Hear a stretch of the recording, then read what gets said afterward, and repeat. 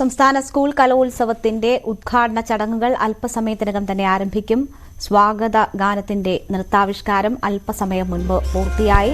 നടി ആശാ ശരത്തിന്റെ നേതൃത്വത്തിലാണ് സ്വാഗത ഗാനത്തിന്റെ നൃത്താവിഷ്കാരം അരങ്ങേറിയത്. നേരത്തെ 9 മണിയോടുകൂടി പൊതുവിദ്യാഭ്യാസ ഡയറക്ടർ പതാക ഉയർത്തിയതോടുകൂടിയാണ് സംസ്ഥാന സ്കൂൾ കലോത്സവത്തിന് ഔദ്യോഗിക തുടക്കമായത്. ഉദ്ഘാടന ചടങ്ങുകൾ അല്പസമയത്തിനകം തന്നെ നടക്കും. ഏതാണ്ട് 7 മിനിറ്റോളം നീണ്ട സ്വാഗത ഗാനത്തിന്റെ നൃത്താവിഷ്കാരമാണ് അവിടെ നടന്നത്. അതുതന്നെ വളരെ വർണ്ണാഭമായിരുന്നു. വളരെ മനോഹരമായ നൃത്താവിഷ്കാരമാണ് അരങ്ങേറിയത്. വിവിധ കലാരൂപങ്ങളുടെ സംഗമമായി കൂടി സ്വാഗത ഗാനത്തിന്റെ നൃത്താവിഷ്കാരം മാറുകയായിരുന്നു.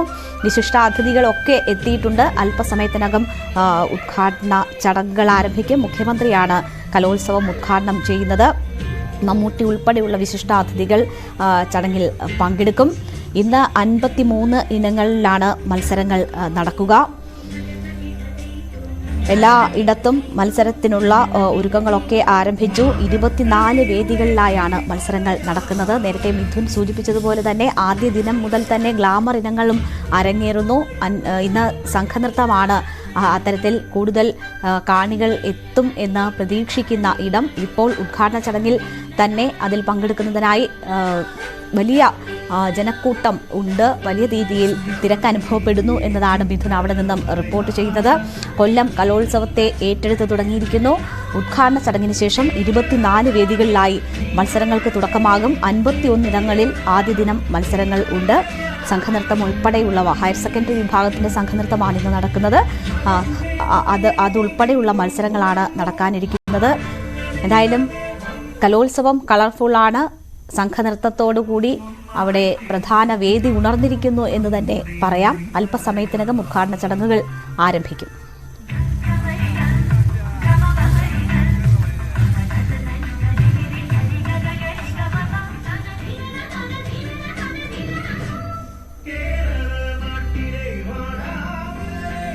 MG മിഥുൻ അവിടെ നിന്നും വിവരങ്ങളുമായി ചേരുകയാണ്. മിഥുൻ, ഉദ്ഘാടന ചടങ്ങ് പൂർത്തിയായാൽ വേദികൾ ഉണരും. 24 വേദികളിലായാണ് മത്സരങ്ങൾ തുടങ്ങുക. ഇന്ന് പ്രധാനപ്പെട്ട മത്സരങ്ങൾ ഏതൊക്കെയാണ്? വിവരങ്ങൾ.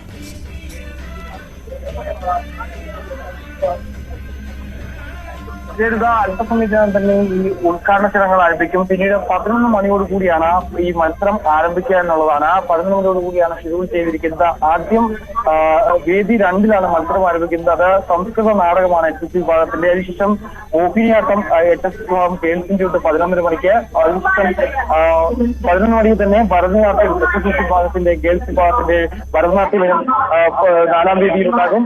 അതേസമയം തന്നെ ഇംഗ്ലീഷ് HSS വിഭാഗം കിറ്റ് ഇതിലേക്ക് എത്തുകയും ചെയ്യും. മൊത്തത്തിൽ വൈകിട്ടാണ് പിന്നീട് അതിനുശേഷം 3 മണിക്ക് ശേഷം ഉച്ചയ്ക്ക് 3 മണിക്ക് ശേഷമാണ് പിന്നീടുള്ള ഷെഡ്യൂളുകൾ പ്രകാരം മത്സരം ഇനങ്ങൾ അനൗൺസ് ചെയ്തിരിക്കുന്നത്. അതിൽ 3 മണിക്ക് ശേഷം അർദ്ധനമുട്ടും ഒപ്പം തന്നെ നങ്ങിയാർകൂത്ത്, കോൽക്കളി, HSS വിഭാഗത്തിന്റെ കോൽക്കളി അടക്കമുള്ളവ ഇന്ന് അരങ്ങിലേക്ക് വരും. ഒപ്പം തന്നെ കഥകളി, അതായത് ഗ്രൂപ്പ് HSS വിഭാഗത്തിന്റെ കഥകളിൽ നിന്നത്തെ പ്രധാനപ്പെട്ട ഇനങ്ങളിൽ ഒന്ന് തന്നെയാണ്. അത്തരത്തിൽ പ്രധാന ഇനങ്ങളൊക്കെ തന്നെ ആദ്യ ദിനമായി ഇന്ന് വേദിയിലേക്ക് വരും, അരങ്ങിലേക്ക് വരും. അത്തരത്തിൽ വിവിധ കലാപ്രതിഭകളുടെ കാഴ്ചവെക്കുന്ന വേദി കൂടിയായി, വേദി കൂടിയായി കൊല്ലം മാറുകയാണ്.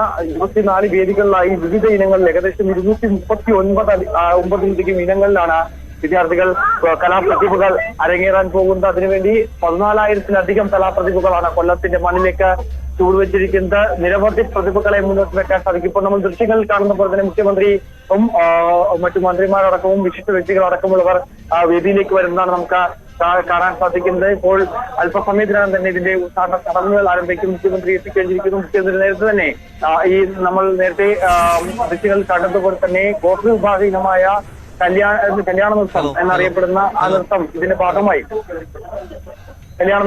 ഭാഗമായി അരങ്ങിലേറിയിരുന്നു. അത് കാസർഗോഡ് മേഖലയിലെ ഗോത്ര വിഭാഗങ്ങൾക്കിടയിലുള്ള നൃത്തം ചുവടുകളാണ് നമുക്ക് ഇതിന് മുന്നോടിയായി ഈ ഉദ്ഘാടനത്തിന് മുന്നോടിയായി അവതരിപ്പിച്ചത്. അത് അടുത്ത വർഷം ഈ ഒരു മത്സര ഇനമായി ഈ കലാമേളയുടെ ഭാഗമാകുമെന്ന് നേരത്തെ വിദ്യാഭ്യാസ മന്ത്രി വ്യക്തമാക്കിയിരുന്നു. അത് പരിഗണനയിലായിട്ടുള്ള വിഷയമാണ്. അത് അടുത്ത വർഷം ഉണ്ടാകാമെന്നുള്ള സാധ്യതയുണ്ട്. അതിന് മുന്നോടിയായി തന്നെയാണ് ഈ ഉദ്ഘാടന ചടങ്ങിന് മുന്നോടിയായി അവതരിപ്പിക്കുന്നത്. അതിനുശേഷം ആശുപത്രിയുടെ നേതൃത്വത്തിൽ വിപുലമായ സ്വാഗതഗാന നിർദ്ദേശങ്ങൾ കാണാൻ സാധിക്കും. നിഖില അടക്കമുള്ള സിനിമാ താരങ്ങൾ ഈ വിശിഷ്ട അതിഥിയായി ഇവിടെ എത്തിയിട്ടുണ്ട്. മുഖ്യമന്ത്രി പിണറായി വിജയൻ അല്പസമയത്തിനകം തന്നെ ആരംഭിക്കുമ്പോൾ പൊതുവിദ്യാഭ്യാസ ഡയറക്ടർ റാണി ജോർജ് ഇപ്പോൾ സംസാരിക്കാൻ പോവുകയാണ്. ശരി.